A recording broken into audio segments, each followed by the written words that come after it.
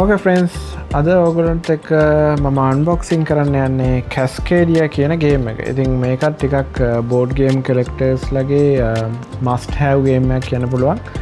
මේක ටිකක් පරණ ගේම් එකක්. ඇවිල්ලා දැන් රිලීස් වෙලා අවුරුදු ගාණක් වෙනවා. හැබැයි මේකත් පොඩ්ඩක් අමුතු ගේම් එන්ජින් එකක් තියෙන එකක්. ඉතින් ෆ්ලැට් අවුට් ගේම්ස් කියන කට්ටිය තමයි මේක පබ්ලිෂ් කරලා තියෙන්නේ. ඒ වගේම රැන්ඩි ෆ්ලයින් කියන කෙනා තමයි මේක ඩිසයින් කරලා තියෙන්නේ. එතකම බේත් සොබෙල් කියන කෙනා තමයි මේක මේ ග්‍රෆික්ස් ටික හදලා තියෙන්නේ. ඉතින් එයා ටිකක් මම අහලා තියෙන විදිහට මේ ගේම්ස් වල ග්‍රෆික්ස් ඩිසයින් කරන්න ප්‍රසිද්ධ කෙනෙක්. ඉතින් මේ පැත්තට ගත්තොත් මේකේ මෙන්ෂන් වෙලා තියෙනවා මේක සාමාන්‍යයෙන් ඇවරේජ් විනාඩි 30ත් 45ත් අතර වෙලාවක් යනවා එක ගේම් එකක් ඉවර කරන්න. එතකම මේක 1 to 4 players-ලා ප්ලේ කරන්න පුළුවන්. එතකම ඒජ් එක අවුරුදු 10න් වඩා වැඩි කට්ටියට තමයි මේක රෙකමන්ඩ් කරලා තියෙන්නේ. මේකේ මම බලපිටියට ලොකු ගොඩාක් ඇඩ්වාන්ස් ගේම් එන්ජින් එකක් නෑ. බොහොම ඉන්ට්‍රෙස්ටිං ගේම් එන්ජින් එකක් තියෙන්නේ. හැබැයි ඒ වගේම මේක මේ පැසිෆික් නෝර්ත් වෙස්ට් කියන පැත්ත බේස් කරලා හදපු ඒ කියන්නේ සත්තුන්ගේ ජනගහනයක් අපි හදන එකක් තියෙන්නේ. ඒගොල්ලන්ට කම්ෆර්ටබල් එන්වයරන්මන්ට් එක එහෙම නැත්නම් ඉකෝසිස්ටම් එකක් ඩෙවලොප් කරන්න තමයි තියෙන්නේ. ඉතින් මේකෙත් මාකින් ස්කීම් එකක් අනුව තමයි ගේම් එක එන්ඩ් එකේදී විනර්ව තෝරගන්නේ. ඒක අපි how to play එකේදී බලමු. ඉතින් මේ පැත්තේ එහෙම ලොකුවට විශේෂයෙන් මොකුත් මෙන්ෂන් කරලා නැහැ. ඊට පස්සේ මේ පැත්තෙත් එහෙම මොකුත් නැහැ. අපි දැන් මේක කඩාගෙන බලමු. මේකත් සීල් බොක්ස් එකක් ඇවිල්ලා තියෙන්නේ. ඒ වගේම මේකත් සාමාන්‍යයට ලංකාවේ නම් මම බලපු කඩවල වල තිබ්බේ නැහැ. ගේම් එක මේකත් මම වෙනම ගෙන්න ගත්ත ඔස්ට්‍රේලියා වලින්. ඕකේ. ටික මේ පැත්තට දාගමු. මේකේ බොක්ස් එක සාමාන්‍යයෙන් මැට් ෆිනිෂ් එකක් තියෙන්නේ. ඔයගොල්ලන්ට පේනවා ඇති. ඒ වගේ මේ කැස්කේඩියා කියන එකයි මේ සතයි ටිකක් පොඩි එම්බොස් ෂයිනින් එෆෙක්ට් එකක් එන විදිහටත් මේ ටික මැට් ෆිනිෂ් එකකට එන විදිහට තියෙන ගේම් එක. සාමාන්‍යයෙන් පොඩි බරක් තියෙනවා. හැබැයි අපි අනිත් ගේම්ස් වලට සාපේක්ෂව සයිස් එක ගත්තොත් ටිකක් පොඩි කියලා කියන්න පුළුවන්. අපි දැන් මේක අරගෙන බලමු.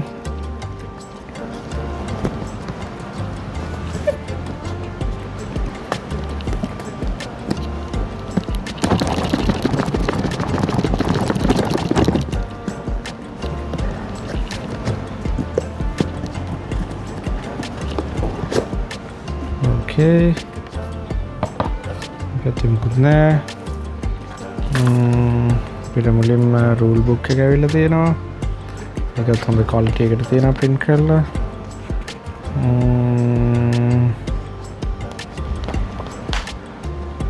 Okay setup කරගන්නේ කොහොමද? ඊට පස්සේ game එකේ overview එක මොනවද ඇවිල්ලා තියෙන්නේ? scoring mechanism එක. ඒක තියෙනවා. ඊට පස්සේ මේක මෙන්න මෙතන මේ කැස්කේඩියා අචීව්මන්ට්ස් කියන මේ ගේම් එක ටිකක් අපිට ඇඩ්වාන්ස් විදිහට ප්ලේ කරන්නත් පුළුවන්.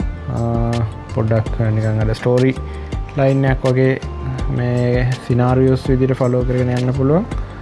ඊට පස්සේ මේක මේ සත්තුන් ගැන වෙනම බ්‍රීෆ් ඉන්ටරැක්ෂන් එකක් තියෙනවා. කොටින්ම මේ ගේම් එක බේස් කරලා තියෙන මාර ඔයගොල්ලන්ට පටන් ගන්නකොට කිව්වා වගේ පැසිෆික් නෝර්ත් වෙස්ට් කියන පැත්ත. ඒක ඇත්තට තියෙන තවත් නමක් තමයි කැස්කේඩියා කියන්නේ. ඉතින් ඒක තමයි මේකේ මේ මෙන්ෂන් වෙලා තියෙන්නේ. ඉතින් මේ ගේම් එක ඇත්තටම ප්ලේ කරද්දී 5-6 පාරක් සාමාන්‍යයෙන් සත්තු ඉන්න හැබිටට් එක. එහෙම නැත්නම් ඒ අගොල්ලෝ ඉන්න ඉකෝසිස්ටම් එක, එහෙම නැත්නම් සත්තු කන බොන දේවල්, ඒගොල්ලෝ ජීවත් වෙන පරිසරය ගැන සාමාන්‍යයෙන් හොඳ අදහසක් ගන්න පුළුවන්. ඉතින් මේක ටිකක් එඩියුකේෂනල් පැත්තට යන ගේම් එකක් කියන්න පුළුවන්. හරි. ඊට පස්සේ අපි බලමු ඊළඟට තියෙන්නේ මේකේ ටෝකන්ස්. මේක සාමාන්‍යයෙන් ටිකක් හොඳ thickness එකකට බෝඩ් එක ඇවිල්ලා තියෙනවා. double sided. මේ පැත්තෙන් කුත් ලොකුවට නැහැ. මේ පැත්තේ තියෙනවා ඒ ටික අපි නිකන් එකක් කඩාගෙන බලමු. nice. මේ විදිහට තමයි තියෙන්නේ. මේක quality එකට තියෙනවා. අපිට ඒ වගේම තවත් බෝඩ් එකක් තියෙනවා. මේ තවත් බෝඩ් එකක් තියෙනවා. තවත් එකක් තියෙනවා. තවත් එකක් තියෙනවා. එච්චරයි. ඊට පස්සේ අපිට මෙතන තියෙනවා කාඩ්ස් වගේක්. නයිස්. අපි ඒක කඩාගෙන බලමු.